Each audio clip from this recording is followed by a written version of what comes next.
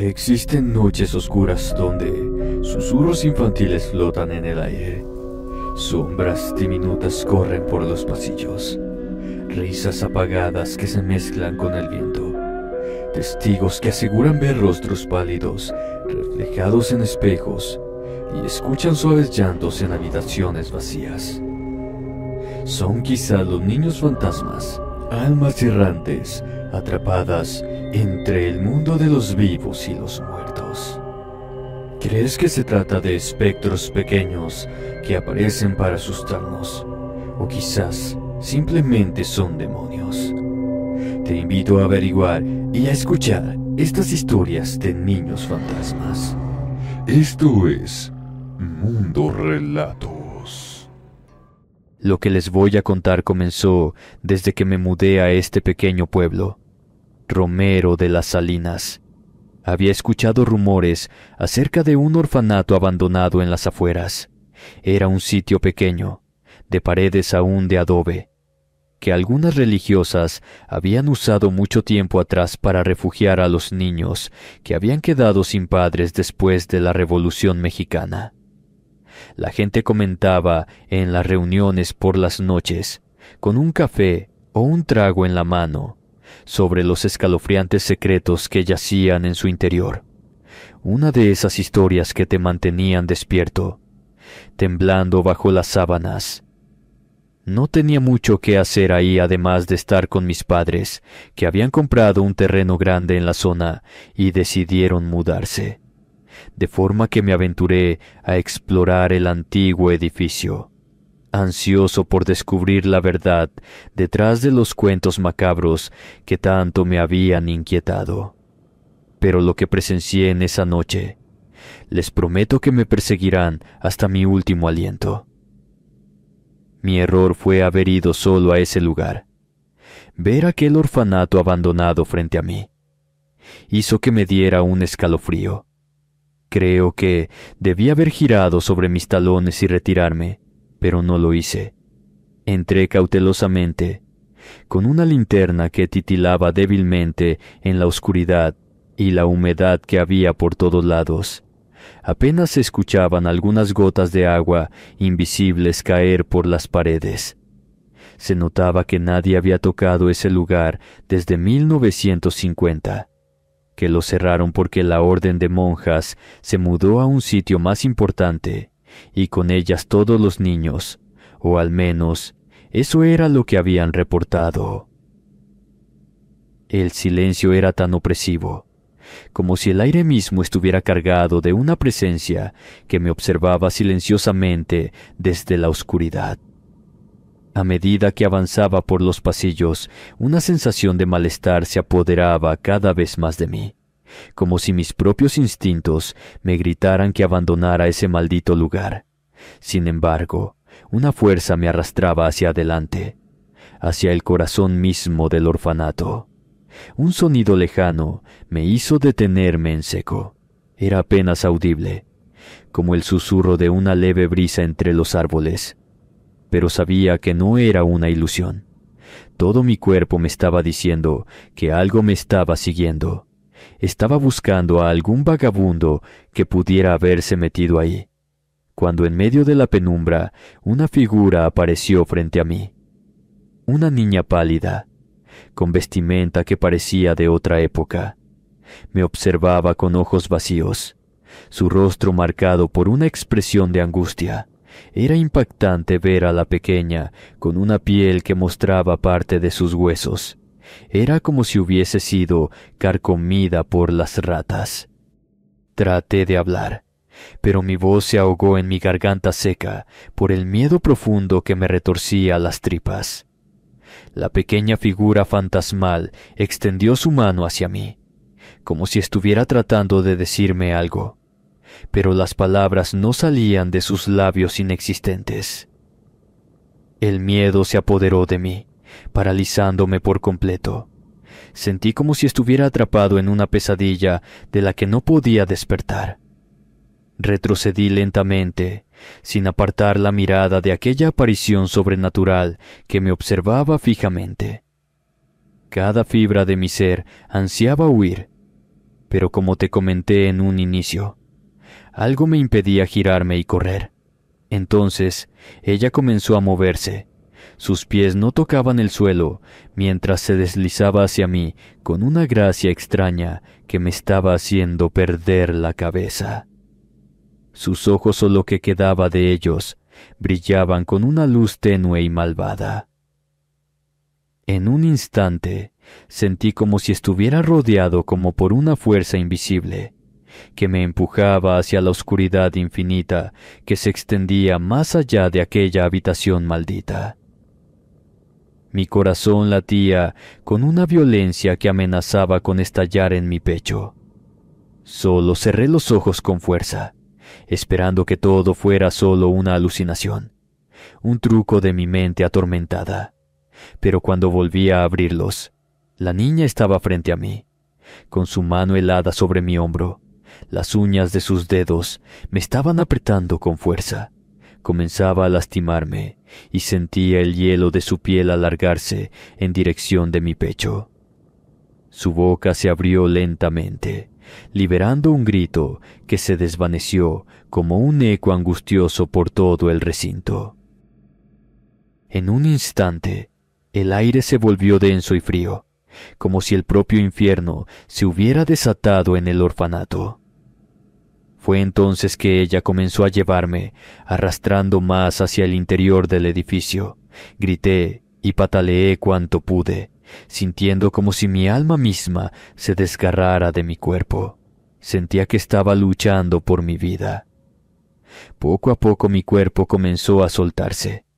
Sabía que estaba perdiendo la conciencia, pero no podía hacer nada al respecto. Mis pulmones ya estaban helados, al igual que mi corazón. Sentía que era cada vez más difícil que siguiera latiendo. La última imagen que vi antes de que la oscuridad me envolviera fue la niña pálida, con su mirada desgarradora sobre mí. No tengo idea de cuánto tiempo pasó, solamente de que desperté en una de las camas viejas del orfanato, tirado en el colchón mugriento como una marioneta. Tenía la camisa abierta. Creo que solamente me salvó de un destino peor, una medalla de San Benito que mi mamá me había regalado y que insistía que trajera siempre conmigo.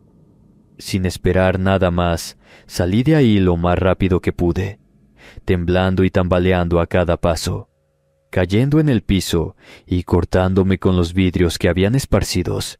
El sol estaba saliendo por entre los cerros, y pronto todo se iluminó en la escena de campo más perfecta que se podría imaginar uno, sin una centésima del horror que pasa por las noches en ese orfanato abandonado. Miré hacia el edificio, pero no había ni rastro de la niña pálida o de la oscuridad que me había engullido.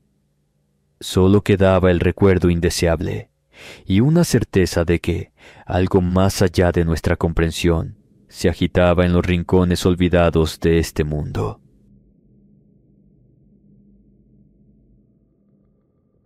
Mi vida había sido una serie de luchas desde que me convertí en madre soltera.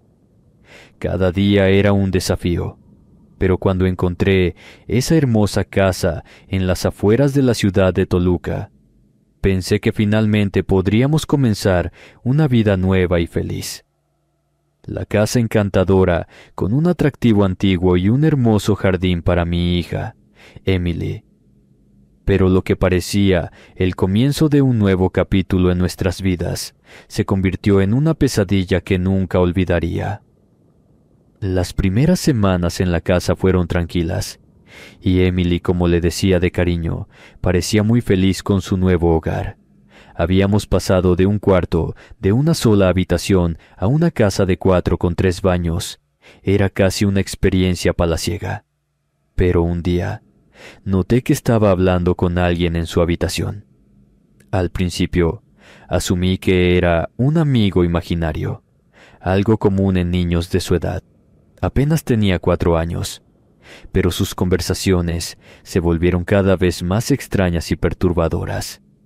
Hablaba con una amiga a la que llamaba Lily, y sus diálogos me helaban la sangre. Una tarde, mientras veíamos una película de princesas y comía palomitas, le pregunté quién era Lily, a lo que ella me contestó sin apartar los ojos de la pantalla que era su amiga, una niña también. De hecho, eran muy parecidas a excepción de que Lily tenía el cabello rizado y siempre tenía puesto un vestido gris.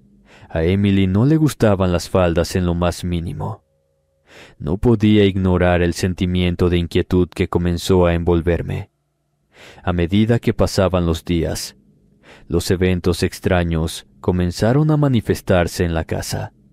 Algunas eran las luces que se encendían y apagaban solas, objetos que se movían sin explicación y ruidos sin explicación alguna llenaban la casa en medio de la noche. No podía seguir negando la posibilidad de que algo paranormal estuviera ocurriendo, más por mi hija que otra cosa. Vencí la vergüenza de preguntar a mis vecinos si sabían algo de la casa. Ellos me dijeron que habían dudado hablar conmigo al principio, porque me veía muy feliz con mi compra, pero que esa casa tenía un oscuro pasado. Una pareja joven con su hijita, llamada Lily, había vivido ahí hasta que ella, a eso de los 4 o 5 años, murió en un accidente terrible, cuando mientras jugaba se cayó de unas escaleras y se rompió el cuello en el impacto. Sentí que palidecía al saber la verdad. Aquello era aterrador, pues el solo imaginar aquella escena de la pequeña muerta y el dolor de su madre ante la pérdida. Así que solamente les agradecí que me dijeran y me fui corriendo a buscar a Emily, que jugaba con muñecas en su cuarto. Esa información era demasiado espeluznante para ser ignorada, y temores escalofriantes comenzaron a revelarse en mi mente. La última gota fue cuando encontré a Emily hablando con su amiga en medio de la noche. Me desperté sobresaltada por los murmullos y me dirigí a su habitación. Emily estaba sentada en su cama, sus ojos fijos en una figura pálida que flotaba en el aire. Era la imagen de una niña con un vestido antiguo y una aura espantosa a su alrededor. En cuanto ambas sintieron mi presencia, la niña se desvaneció. Le pregunté a gritos a Emily qué era eso, mientras ella, de lo más tranquila, me dijo que era Lily, que se sentía sola y quería que la acompañara para jugar para siempre con ella. Solo tenía que hacerle caso y dejarse caer por las escaleras. Luego todo estaría bien. La sensación de terror que me invadió en ese momento era angustiosa. Sabía que Lily no era un amigo imaginario, era un espíritu, un fantasma que había estado en la casa durante décadas. Mi hija había estado hablando con un espíritu atrapado en el mundo de los vivos. Lily no era para nada amigable, sino todo lo contrario, ya que su muerte había sido traumática y su espíritu estaba lleno de amargura y dolor. Lily había estado tratando de manipular a Emily, de llevarla a su mundo oscuro. Con el corazón destrozado, supe que debía tomar una decisión. No podía permitir que mi hija quedara atrapada en el mismo destino trágico que había sufrido Lily. Llamé a un sacerdote para realizar un exorcismo en la casa. Créanme, fue una experiencia aterradora, en la que la pequeña fantasma fue forzada a ir hacia la luz por las oraciones del sacerdote, y el agua bendita que lanzaba a diestra y siniestra junto a su ayudante por cada rincón de la casa, incluso sobre nosotras. Después de eso, la paz regresó a la casa. Lily desapareció, y mi hija recuperó su alegría y su inocencia. Hemos tratado de vender la casa, pero sin éxito, y ya sin prisa. Después de todo, al menos por ahora, Lily está bajo control.